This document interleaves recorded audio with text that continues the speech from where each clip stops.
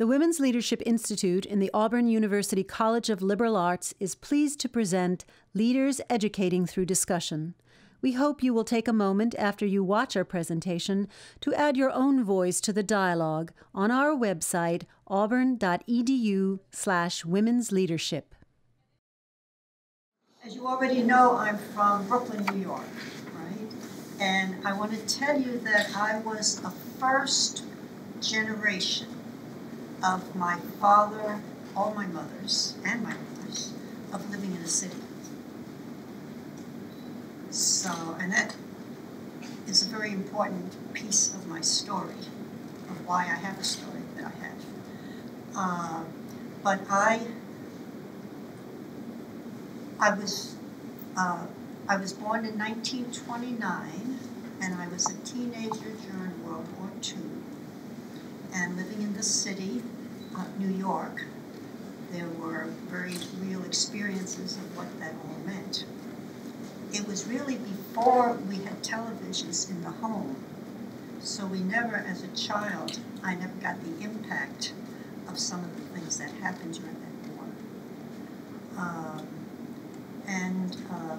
And also because that was previous to that, in the 1920s, in the 1920s, 20s, 40s, the 40s, we had serious depression.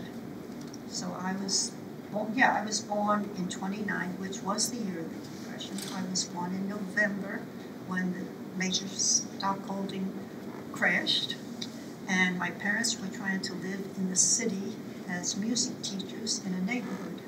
So they didn't make a lot of money because nobody could afford such a thing. And there were 4 girls in the family, and my mother would pack us up and take us to Kentucky every summer. And it was a little place in Kentucky that was settled in the late 1700s by people who had landed in Maryland and lived there a while. But they were, from whatever was going on in Europe, I don't have all the details, they had fled their country because of religious persecutions. And in Maryland, then they thought they were free, but they weren't, so they found this place in Kentucky. And they happened to be Catholic people who thought the Protestants were punishing them. So they established this little Catholic community. So when I would go to Kentucky, I'd be in this area where there were only Catholic churches, and there were these convents and seminaries that were training nuns, and so a lot of the family from my mother's side were kind of church people. So that's probably why, for 2 reasons, I grew up and thought when I got to be a big girl, I wanted to be like those wonderful sisters. So I had this idea of but I knew in the city that I didn't want to be one of those kind of sisters that taught school, because I hated school. And I loved my life in the country, so I thought I'd probably have to join some foreign mission group. But then I was really bad in language during high school years. So when I was still in high school, and my older sister was in another high school, and she came home one day after school to tell me about this priest who had been at her school, telling her about this new religious order that had just started. And they were to work in rural America. And I thought, wow, I could get back to rural life, which I loved, and I wouldn't have to learn a new language. So as soon as I got out of school, I wanted to leave, and Mother said, you're too young. She said, you should either go to college or have at least a year of work. So I figured I'll go to work for a year, because after I'm in the convent, I can go to school. But I could never just go out and be in the world. So anyway, I made this journey to Ohio, and I remember I had a little sign that I told my closest friends that if I ever wrote them a letter and the stamp was upside down, it meant I wanted to get out of here. So anyway, I lived through that, and then because it was a new order, I was the 12th one to be there. So we were sent, for the most part, to Appalachian communities. So that's when I got acquainted with, I didn't know whether I'd be in the Deep South or the South or out west someplace. I just knew, rural areas. I just knew I was going to be in a rural area. But because we were in Ohio and the closest place was Appalachia, and that's where we opened many of these missions. And because most of us were from cities and didn't know anything about the country, we were making a lot of mistakes and exploring things and following things that the men told us to do and deciding, what's this all about?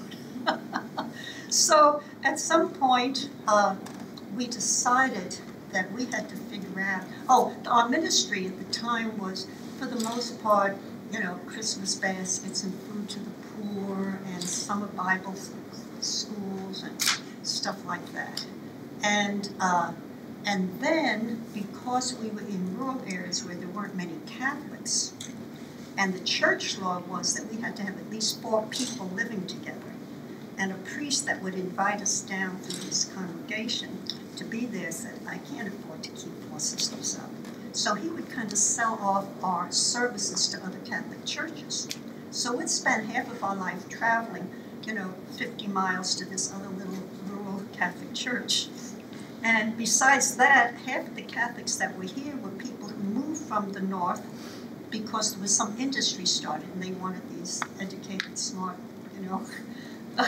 urbanized, industrialized minds to get these things working. So we didn't really think that's what we wanted to spend our life doing. So in 1964,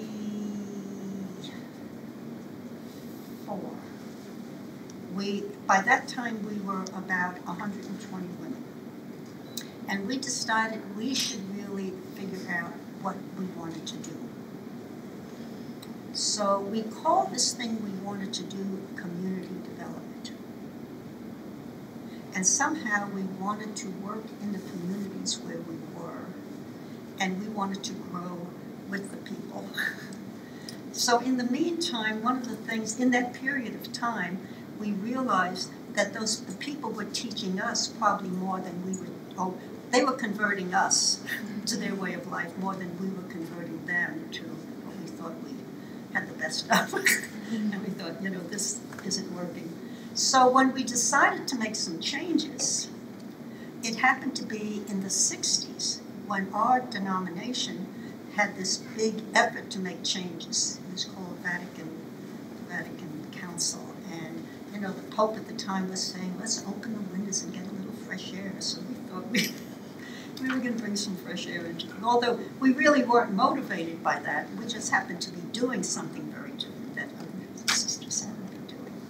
So the more we got into that, the more we knew we were doing the right thing. And but at that time, we were also aware that as we were there in these little towns thinking we could settle for the rest of our life, most of the people were going north.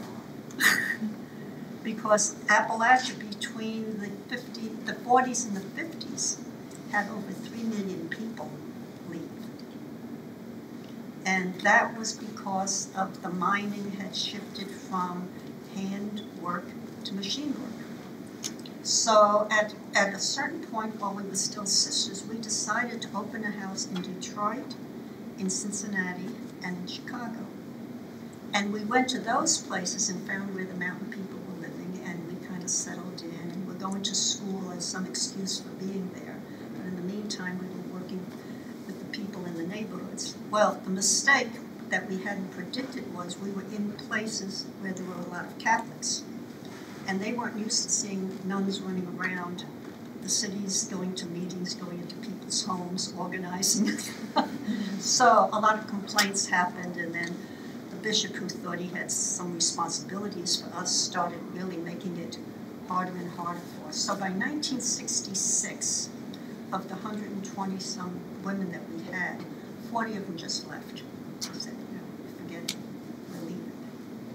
And some of us hung on thinking, well, maybe the bishop would change. And I remember somebody telling me, just give it some time. The bishop's old, he'll eventually die. And I thought, I was in my 30 or 35, and I thought, I'm not going to sit around waiting for the bishop to die.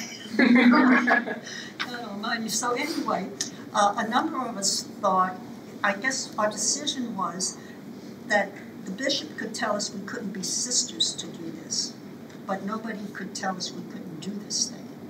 So that's when 44 of us left together, formed a nonprofit organization, and called ourselves the Federation of Communities in Service.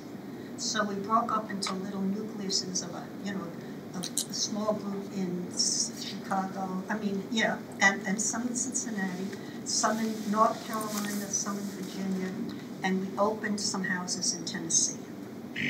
So there were 14 of us at that point that had to find a way to make a living. It wasn't long before we couldn't really maintain the connections between those in Chicago and Cincinnati and Detroit. So some of those women eventually left the order and continued working in those towns, and we stay in touch and we're close. But the Federation of Community, the focus group, had a commitment to meet twice a year. So after a while, there were women other than Catholic women who were working in the mountains alone and wanted to be a part of us. And then after a while, a number of the women got married. So over time, more of them got married than remained single.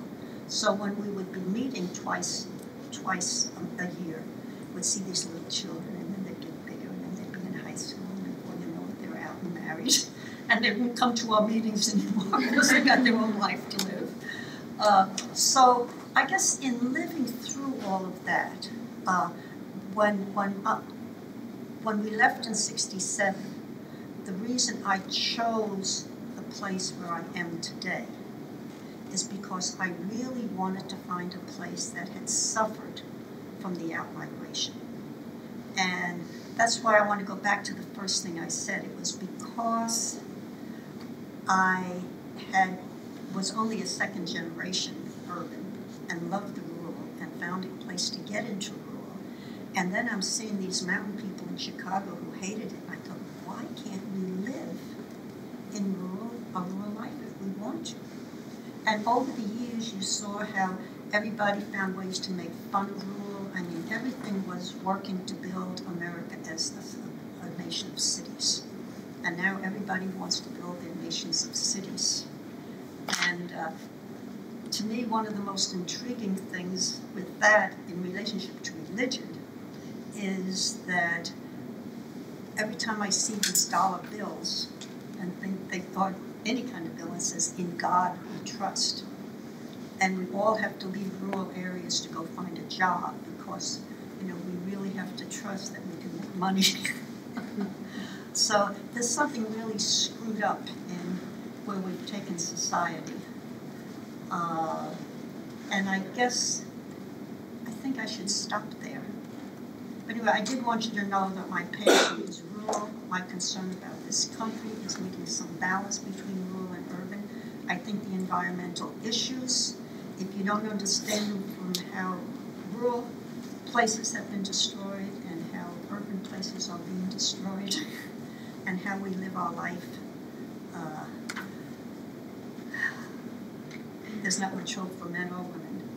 But I do feel that women have had a certain kind of sensitivity and haven't been the prime pushers of machines and mechanical stuff. We have a little more sense of nature just by how we're made. And so I think we got to count on women. Well, we'll call on Caitlin to come down here and ask you the first question from our class.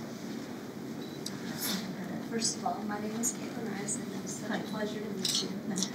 My question for you is, with working with all the people in the Appalachian community, what has been one of the most touching experiences that you've had? And also, could you tell us a little bit about some individuals who have been missing past? You all know that question? You've heard it? You got it? Okay. I want to tell you a touching story about a woman and another one about a man. And I think I'll tell you the man's story first.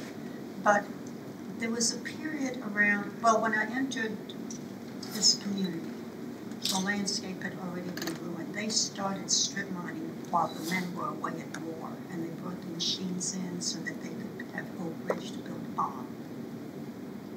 So we lived very close, we could ride to it in an hour.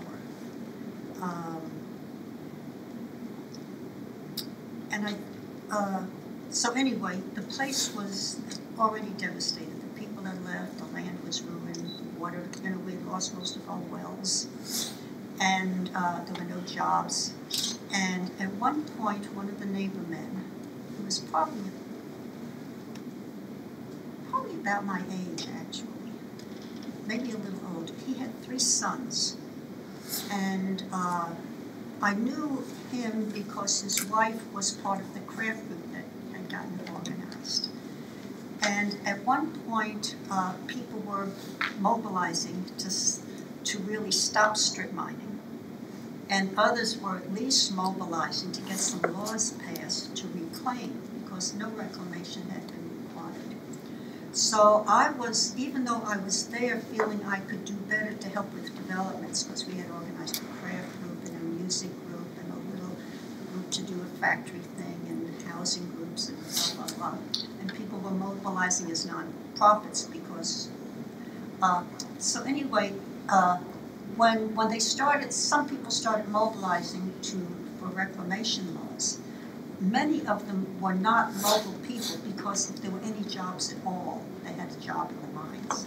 So they were mostly outsiders and a few radicals, but I got kind of caught up in that. I think it really is true. Everything is being ruined, and we should have. So I felt okay in getting into a fighting position rather than a development position. And when I did that, and when we eventually, the miners were afraid we were going to win, then people started harassing me. And when the laws were supposed to be passed, I remember the men met in school, and some of the coal trucks were going to go to Washington so they could jam up the cities, the streets, so that people would have to know something was going on. And while the community was having that meeting, the guy that was leading it was saying to the other men, "It's that woman down there who did it all." So I was being harassed. They shot into the house. They were threatening the lives of all of us. They ripped up our cars so that the brakes didn't work when we were going down the hills. And this man next door that I had gotten to know came over to me one day, and we were sitting on the swing on the porch, and he said, "Marie, I just want to tell you that I'm embarrassed about the way the men have been treating you." But he said, "I want you to know that I left here 3 times to try to make a living in the city. I brought my family, and 3 times I couldn't make it. And when I came home, I knew if I had to keep my family going, I had to do that strip mining." And he said, "Every time I put that fork into the land," he said, "I knew I was losing the future for my children." And I've lived there long enough that he's since died and his wife has died. I've known his 3 sons. I've known the 3 sons' children, and now I've known their children. And believe me, what he said was true. He was part of losing the future for his kids. So I think that's probably one of the most profound moments I had that taught me something. And it taught me a lot about the migration. It taught me a lot about cities, about political movements, and about how people had to act one way, but often had to hide feelings that was something else. I think maybe that's as far as I should. I guess the one woman that I have to tell you about is when I first went there. This is an area that at one point was the hunting areas for the Cherokee Indians. And then when the white people who had been indentured servants that lived on the coast were freed, as they moved inward, a lot of them settled, so this became a time when it was like the frontier country. And they were hunters and gatherers and built their log cabins, and so they lived that way. And then when coal was discovered, and we wanted to build New York and Boston, the place where I got to live, they had learned how to take the resources from us to get it, because nobody knew how to cross the Appalachian Mountains to go west. So everything was right on this side of America to build New York and Boston in that area. So anyway, by the time I got up there, anyone that had been Native American didn't admit it, except this one woman and her family of 9 who lived way up in the mountains. And she admitted being Cherokee, and her kids would braid their hair and they'd wear these shoes. And I just loved that there was one family here who had the courage to say who they were. And after that, by the way, our country passed some laws that through the Labor Department, they gave special benefits to Native Americans for training programs. And then, like, all sorts of people admitted that they had American blood in them, which led us to something interesting. But at any rate, I always admired her for that. And then, at one point when we were really conscious of the fact that part of the reason for the migration was that 90% of the land in our area had been bought up by absentee land companies. And it was just one company at the time. It was a company from England who had discovered the coal and had the investment money, and they owned this land. So you know, the Indians, she had her little piece up on the mountains, and most of the people had their little piece of land at one time, and then when the coal mining came and they brought foreigners in, and they built coal camps. So anyway, there's a whole history of how this came about.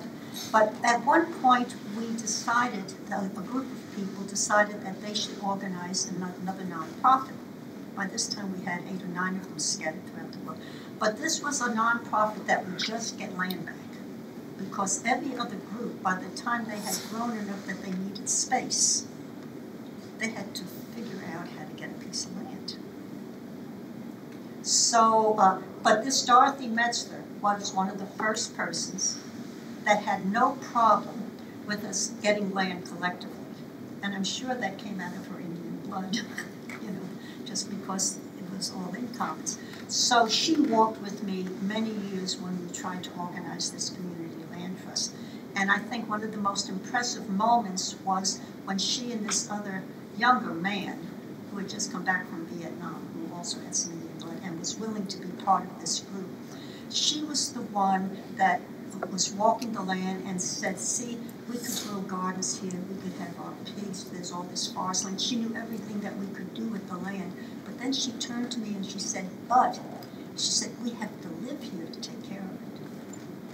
And of course, that was such in contrast, she didn't maybe even realize it, to this English company owning 90% of the land. So I was always very close to her and felt, you know, the pain when she left, and the vision kind of left the area. Is that good enough? Yes. Jessica?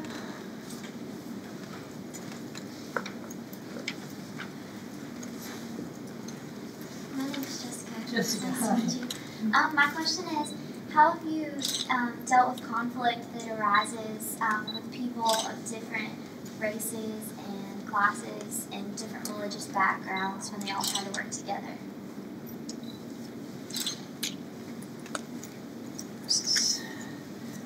Well, let's see. Number one, we don't have, in terms of races, in that immediate community, we don't have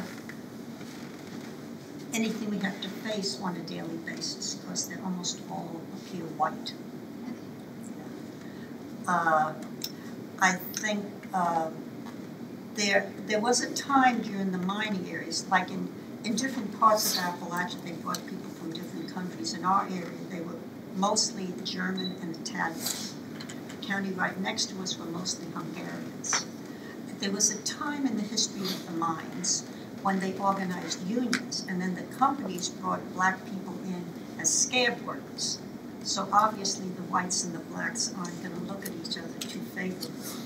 But as soon as that was over, you know, the black people pretty well faded away. And when the migration started, the very first people to leave were the foreigners, for the most part. So we don't have to deal with that on a daily basis.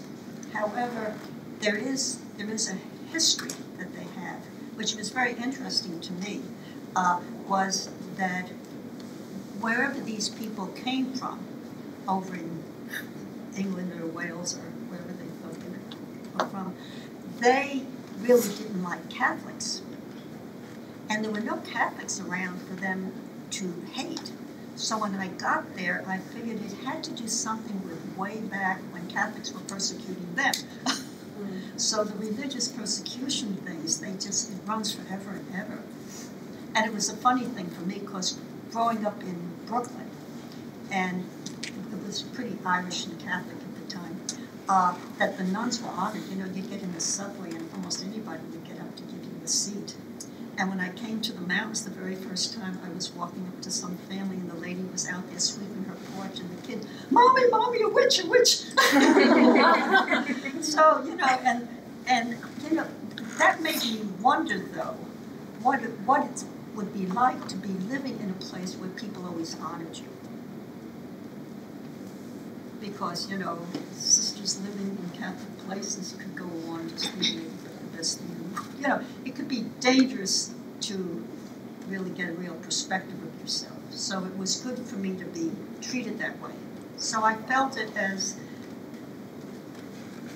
it's good. It's good to deal with conflict and to know how to and to have some of these. In fact, a couple of weeks ago, I was with a group of rural women, and they were Native American, Black, Hispanics, and a few Appalachians. And I said to this Black woman once, because the Black women still have, some of them have a hard time dealing with their own history and what the whites have done to them. But I was talking to this Black woman, and I said, you know, when I was in the convent as a Glen Mary sister, working in the rural areas, sometimes I wish I could have taken that off, but we weren't allowed to take off that uniform. And I realized I wasn't liked because of that uniform. But I said, when I did free myself and take that off, I realized a little better what it was like for a Black person to be always treated that way, and they couldn't take it off. And she said, I had never thought of that. So I think the thing that nobody even raises in their questions now is the prejudice between rural and urban. You know, we have racism, we have sexism, we have this religious thing, but when you stop to think, I don't know how many of you have grown up in a city, particularly in this country. What do you think of rural people that live way back in the sticks? Don't dress like we do, don't talk like we do. They just slower pace than we are. You know, why don't they up and doing something? We've done a number on a sense of rural. And even, I guess, knowing some of the North, the jokes that have been about the South, and how they don't know how to talk. But now we have bigger cities than they do, huh? Does that make any sense? Are any of those two questions that I answered, do they suggest other questions?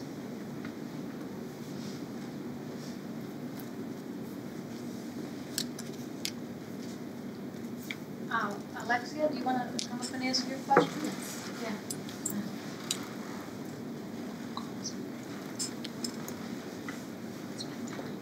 You're doing good. Just go ahead.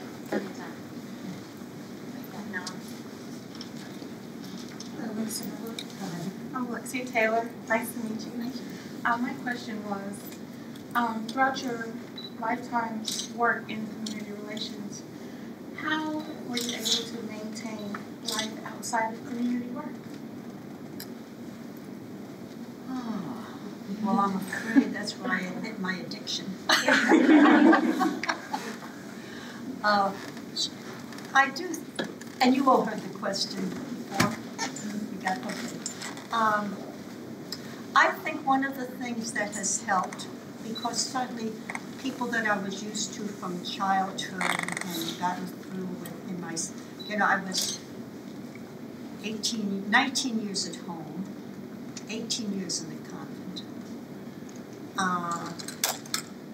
I think the people that left with me in the convent and scattered in the region in these meetings twice a year, and then seeing the slow evolution when some of them got married and they didn't have the same time to be with the others, and then when the kids grew up and they were gone, and we had, going with them and living through the life cycles with them and being able to get out. Some of them lived in more cityfied places than where I think this area that we're in, it's really what you'd call the hinterlands. It's really in the wild.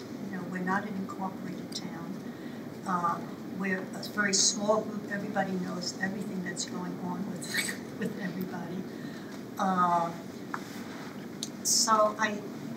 And then I guess it was, and my three sisters, by the way, they got married, and they had kids, and they were in New York or Brooklyn or Boston. And it was a little distance to get to them. And when I got there, they didn't really have time because they were running after the kids.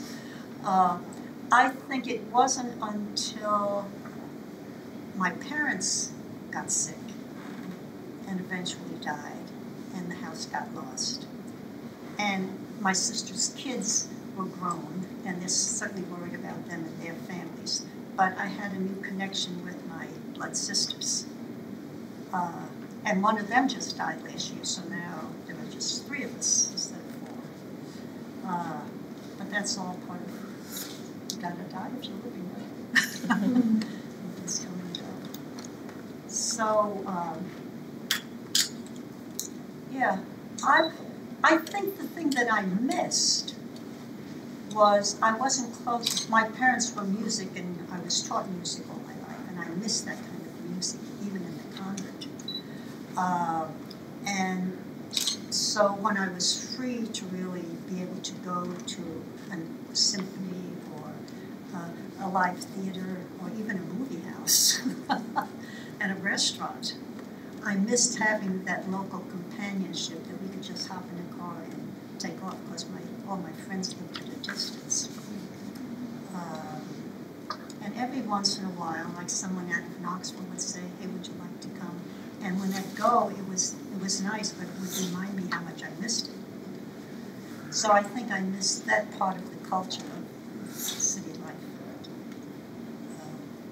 And that's why I think I was telling Marie just the other day that, when we were walking through that arboretum at the university, I said, when I first moved to the mountains, and I'd find these little paths to walk in the woods, and they're so beautiful, and it's just so wonderful. I thought, if I could just have, and we didn't have computers, but we had this better sound, music, and I thought, if I could just get some of that technology hung up in some of these trees, so when I went on my walk, I could listen to this music, wonderful music. That was my fantasy of the perfect life in the mountains.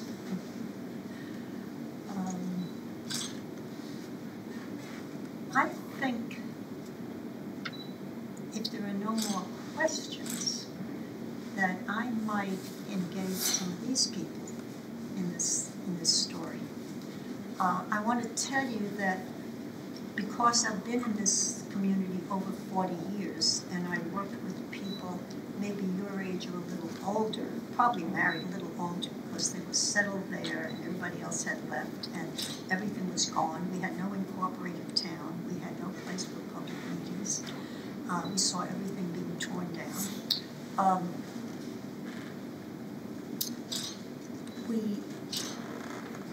I was working with a little older people, and when we started these organizations, it was because a couple of people had a vision, and I caught that there were 3 people who really wished there were a little factory, or we wish we had a farm, or we wish we could build small homes. I'd get those people together, and we'd talk about how maybe collectively we could do it. And almost all of them, other than the music groups, all of them turned, and the factory. We had one profit-making group, and the musicians had no formal organizing groups, but all the others we formed nonprofits. to get at. So I guess what I'm saying now, after this many years, most all of the groups are not living out their dream. They're living out all that they could salvage from the dream. And like the factory, the best thing they have now is the same building, but it's a used clothing center. So it's serving, but they went through the high hopes in the 3 years, and it's actually families coming back into the community, and they're still there. The clinic groups, you know, all that what's left of them is taking care of the building, because the medical people will come in and control that situation. So I think the thing that worries me a little bit, and I care about, is we don't know how to make a transition. The older folks with some younger people that could maybe see how that could be a different kind of a clinic. It could be, and with all the new ways you can do medicine, gosh, doctors wouldn't even want to claim them, right? And all the ways we could build an economy. So I guess in my leaving this the Clearfield Community Institute after being there 14 years and turning it over to Marie, and those things are never easy. You know, many times people are told, when you leave a place, just get out of the way, you know, like move, so that other people can feel, well, in a rural area you can't just forget everybody. But no matter how it happens, it's not an easy thing. And it's not easy for her, and it's not easy for me, it's not easy for the board. But I think she might even be able to tell you a little more of what her vision for this place is, what her fears are, who she's dependent on most of her life, how women have fit into her world.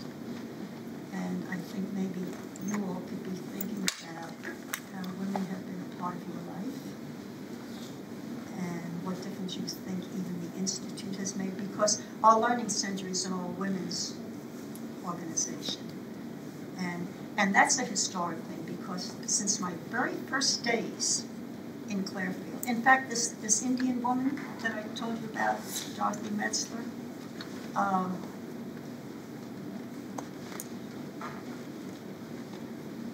when she, she told me this. Two things about her life. This school that we have now, she said when she was a kid growing up, her father worked in that mine, so this was a school that just took care of, you know, the miners, the mining camp. And she said when the school opened, it was only for white kids. So the black kids and the Indian kids would go up in the mountains and play, and probably learn more about the mountains than the kids in school.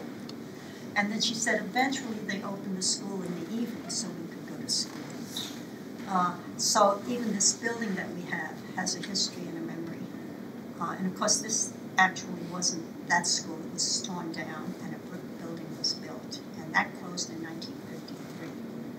So the building we took over had been, and I want to tell you this, with the land companies, the land company, the American Association, they were called, headquartered in London, when they managed to buy up 90% of the land, and then they leased the land to coal companies. So the land companies made money by leasing it to the industries.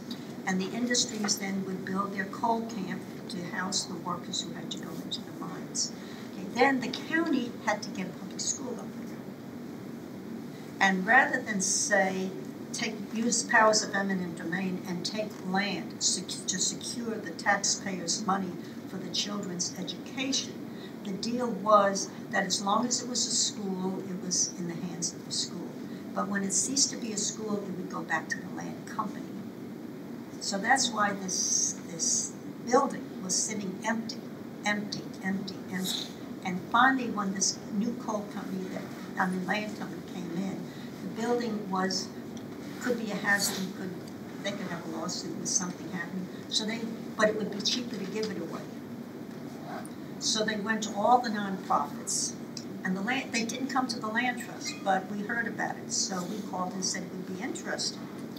And they said, oh, we have other people that, you know, probably want it. Well, then, you know, a couple of months later, nothing happened, so I called the company again, and they said, well, there's still some people interested. So the third time I called them, which was like at least 6 months later or a year later, when they gave me the same answer, I said, I've checked with every one of them, nobody wants it. So finally, a bunch of the men came up and sat around our table at the land trust, and were talking. And finally, they explained to us that because they were a land company and these people were just managing it, and the company lived in New Jersey, they didn't think the board of the company would be very happy if they gave land to another land organization. Like they didn't see the difference, I guess. So anyway, they ended up knowingly giving the land to the development corporation, knowing that they would give it to us. So anyway, I don't know what got me on that track. But so Marie is now, after 14 years, yeah. Yeah. Yeah, you stand up so they can hear you. I think this is an interesting topic for all of us. So we have the founding of the beginning, and then we have the passing of the baton to the next generation. Right. How does that happen? This is the question that we're asking Marie Webster now, and Marie to help us understand. You establish something, and now you're trying to pass it on to the next generation. What are you facing as you do that? And by the way, to you all, it might be, what did that feel like? Because you were the local volunteers that were being trained at the center. Yeah, go ahead, Marie. Okay, I don't know that I like to be the center of attention, so I think it's hard, real hard, because Marie's been there for 14 years, and she's done so much, you know, and then to come in behind her and try. If I could just do just a portion of what she's done, then I feel like I've done a lot. But hey, Marie, then tell them your background, why, because of your background, you'll do some things differently and better. And maybe you'll lose some of the good things, but that's how things change. I don't know that I'll do them better, but I've lived there most of my life. I've moved out, I've come back just to work, you know, because there's not a whole lot of jobs in that area. So, and I was never satisfied. So, come back to raise my kids there, 90. So, and I've had a little bit of jobs in everything in that holler since then. So, I worked in the public school system. I owned a restaurant there. I worked at the local bar. I worked at the local grocery store. So, I think I got to know the people a little better than Marie did, because I worked in all those different situations and I got to really talk, and I grew up there. So, I mean, I don't know that my way's going to be better than Marie's way, but I think I understand some of the people a little better and what's behind the stuff that they, you know, if that makes any sense. Yeah, one of the issues that we wondered about as a class, and we were working on our projects, and sometimes we find ourselves maybe trying to deal with a community of which we're not a member. And you know, how do you face trying to really reach out and help a community that you're not a member of? So would you speak a little bit about exactly on a day-to-day basis, what kinds of issues are you facing in the work you're doing right now? Well, just our major issues is just the extraction of all the natural resources that comes out of our community, but we really don't see no benefit coming back into the community. I think that's one of our biggest issues. But now, just within the community, I think we have a really bad drug problem with our young people, so I think that's another big issue that we want to try to do something about. And I think it's only because we live in such a rural area that there's no kind of after-school programs. There's no extracurricular activities for the kids to do, so they really got nothing to do. And if they got signs up at the local stores that has a parking lot where the kids used to hang out, just stand around and talk, just to have some place to go to be, you know. But then they put up no loitering signs just because they thought there was going to be trouble because there's a group of kids, and so they had no place to go. So I think being the institute, we do have public space now that's available to people like that they can come in and just getting together someplace and being able to talk about the things that bothers them. I think we'll be able to address some of the issues that they face. And then because she knows things going on, and we host young people who are willing to be volunteers, we're out there learning through the doing and learning from the elders and getting more sense of something to do. You know, you should mention, you would talk about the environment, you should mention fracking in the landfill, because those are new. Oh, yeah. We thought the coal was about over with, and then new things So, happen. yeah. So, right now, just, 10 miles, which we still consider our community. They're trying to bring in a new coal ash landfill. And this is a land company that's from down South Carolina, I think. So, they have come in, they bought up a lot of the land, and they want to put a land ash field there. And so this group's just, I mean, community people come together really well over that to fight it. And so they're fighting it really hard. And I think what bothered me the most is because the county commissioners, one of the county commissioners says, well, you know, he's all for bringing it in because over a period of time, the county's supposed to get like $50 million from it. But, you know, if it's going to ruin everything in that little community, which the county seats is so far away from those communities, they don't care what happens to the people back in those little areas, you know. But, I forgot what I was going to say. Oh, yeah, he was like, well, you know, they come and got the coal out, we might as well let them bring the coal ash back. And I'm like, you know, what kind of remark what is that, you know? But, anything you want to say, Sam? Oh, well, let me introduce you, because Sam, we have a VIP program, and it's called Volunteers in Partnership. And so it's an intergenerational mix of people, and they work with most of our incoming groups. So if a college group like Auburn, when they come, we pair them up with our kids, youth, and so everything they do, they have somebody in the community with them so that they both learn the same thing, and they don't. So Sam is one of our senior VIPs, and he's one of the people that we're kind of pushing forward for leadership at the Institute, so he might have something he wants to add. Just stand up and say something, Sam. Stand up and say something. Well, I'm Samson Marlowe, and we've had, like she mentioned, the drug problem. We have a lot of young people that, like she mentioned, they don't have much to do after school. So,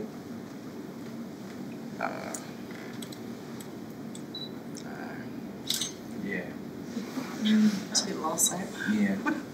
So Jesse's one of our new people. So he's a new junior VIP that Sam's group trained over the summer on what's expected of our VIPs. So, any question? I was just going to say, I was in the class earlier where y'all spoke, and you had mentioned, like, you got to do some things like learn how to lay down tile and stuff like that. Yeah. So that's really interesting. As a volunteer in partnership, we learn different skills from local craftsmen, local workers like carpentry work. We've learned how to lay tile, we've learned how to do sheetrock, we've learned how to properly paint a wall, and we have a lot of skills in our community that we need to harness and learn from. We have a lot of strong craftsmen.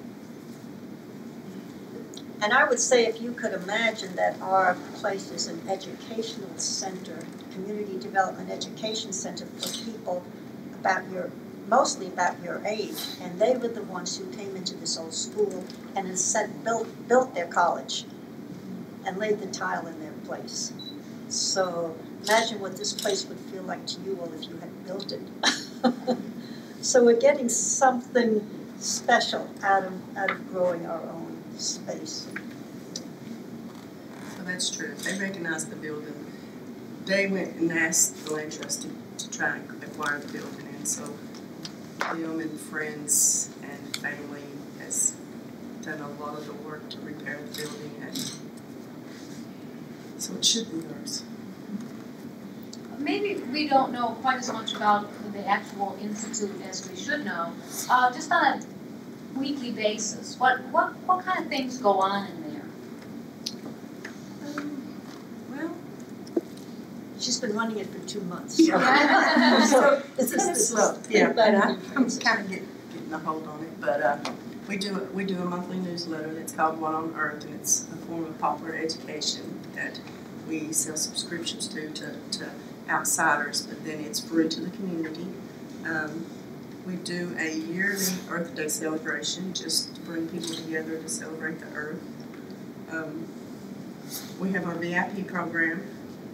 We have a pilot program. It's called Settlement Design, where if a person has some property and access to some forest land, and they are willing to walk with us for a number of years, and we'll help them try and design a home site that will sustain itself. So, and we're working on our first demonstration site presently now on that. So, then we have our partner group program where we just host incoming groups, and we have several that come on a regular basis, but we're always looking for new ones.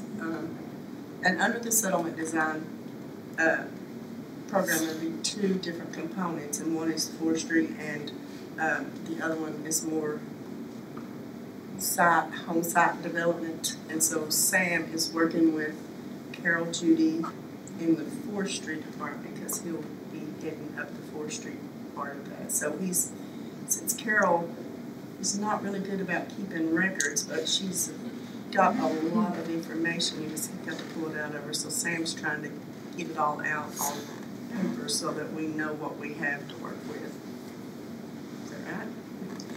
You know, as we wind down, the last question was supposed to come from Sarah, but I'm going to kind of just change it a little bit, just slightly, but it's the premise of what you're asking is exactly right, because what Sarah wanted to know was, you know, once you build something, Marie and the people that she was associated with went into a community and tried to figure out how to start solving the problems. And certain things were built. And then at some point, that community has to start becoming self-sufficient. Because the people who got the ball rolling, they're not going to be there forever, right? So how exactly are you going about the process of helping the community to be self-sufficient? We see this already. You're passing the torch. What exactly did you have to put in place to get Marie to agree to do to it? I'm curious about it. To get her to agree to build a structure where that will actually continue to maintain. And let me tell you that I have to believing that it's possible that it could become something totally other. Just like the factory disappeared, the clinics disappeared, the craft groups disappeared. You know, is this going to keep going? However, I guess what I think is that from this, my interest really in focusing even, being with those people who wanted to do education for these 14 years was to figure out how I could figure out what keeps things from happening right.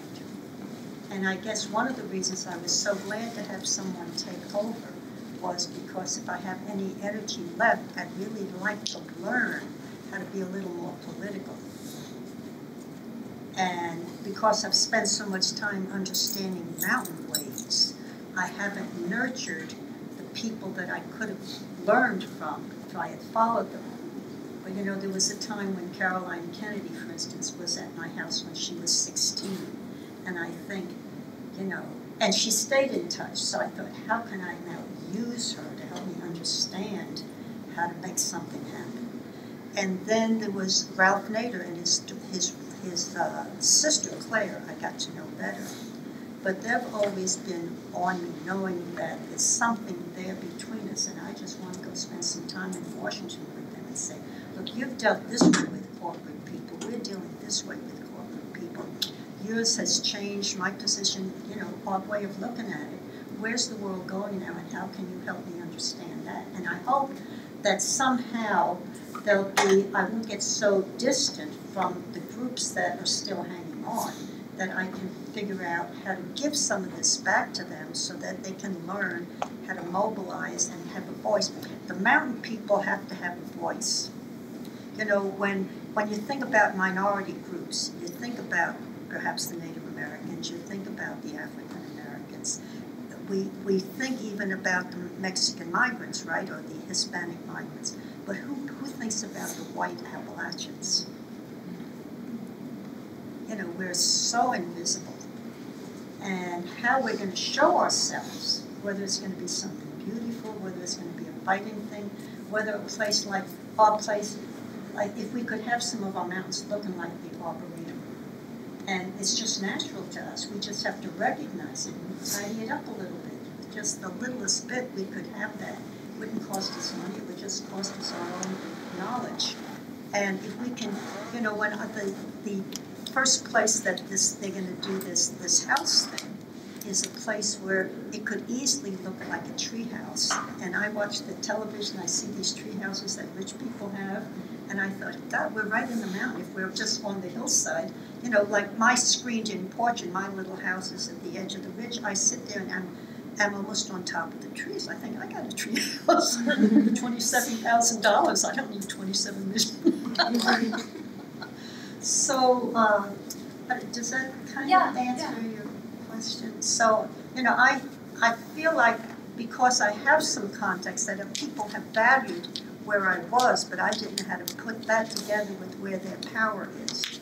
And I guess also I think politically that the reason the Republicans and Democrats can't agree on anything is because they're both on the wrong track.